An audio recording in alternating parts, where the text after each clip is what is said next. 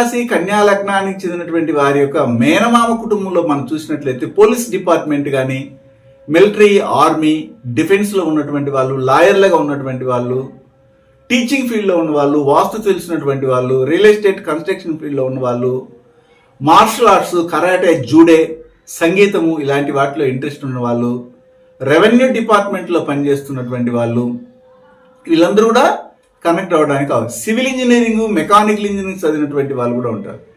ఆ కుటుంబంలో పోయి చూడండి, ప్రశాంతత ఉండదు, ఎప్పుడు కోపతాపాలు. అంటే ఏమిటి, ఆడవారి పెత్తనం అధికంగా ఉంటుంది. మగవారిని లెక్క చేయనంగా ఆ కుటుంబంలో వ్యక్తులు ప్రవర్తిస్తుంటారు. వాళ్ళ కుటుంబ పరంపరలో గమనించవచ్చు, కృత్తిక, పుబ్బ, మూల, రేవతి అనే నక్షత్రాలు మళ్ళీ మళ్ళీ పుడుతూనే ఉంటారు. ఆల్రెడీ పుట్టుంటారు. ఆ కుటుంబానికి మగ శాపం ఉంటుంది, మగవారి యొక్క శాపం. మగవారు కుంగిపోతుంటారు, ఈ ఆడవారి యొక్క టార్చర్ తట్టుకోలేకపోతుంటారు. అలాంటి కుటుంబ పరంపర ఈ కన్యారాశి కన్యా లగ్నానికి చెందినటువంటి, ఒకవేళ వీళ్ళ అమ్మ యొక్క తమ్ముడు కానీ, అమ్మ యొక్క చెల్లెలు కానీ ఉంటే జరుగుతుంది అని మనం చెప్పవచ్చు.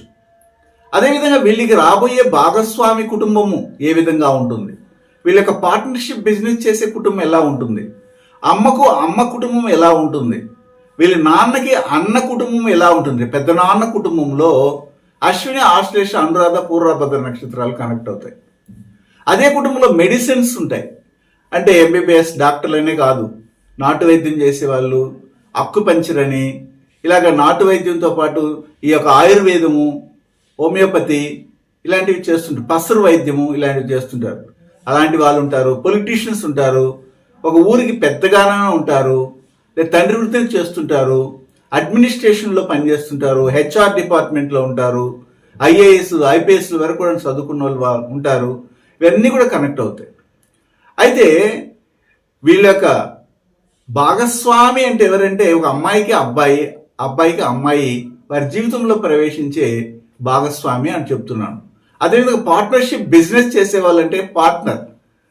అదేవిధంగా అమ్మకు అమ్మ, అమ్మమ్మ, అలాగే నాన్నకి అన్న, పెద్ద నాన్న, ఈ కుటుంబ పరంపరలో నేను చెప్పినవన్నీ కూడాను కనబడతాయి. అక్కడ అశ్విని, ఆశ్లేష, అనురాధ, పూర్వభద్ర నక్షత్రాలు లేకుండా మీకు వచ్చే భాగస్వామి జాతకమే ఉండదు. వాళ్ళ కుటుంబ పరంపరలోనైనా ఇలాగ చెప్పినవి ఉంటాయి. అప్పుడు మాత్రమే మీరు కన్యారాశి కన్యా లగ్నం అనేది చెప్పడం జరుగుతుంది. భాగస్వామి యొక్క కుటుంబం నుండి మీకు ఏ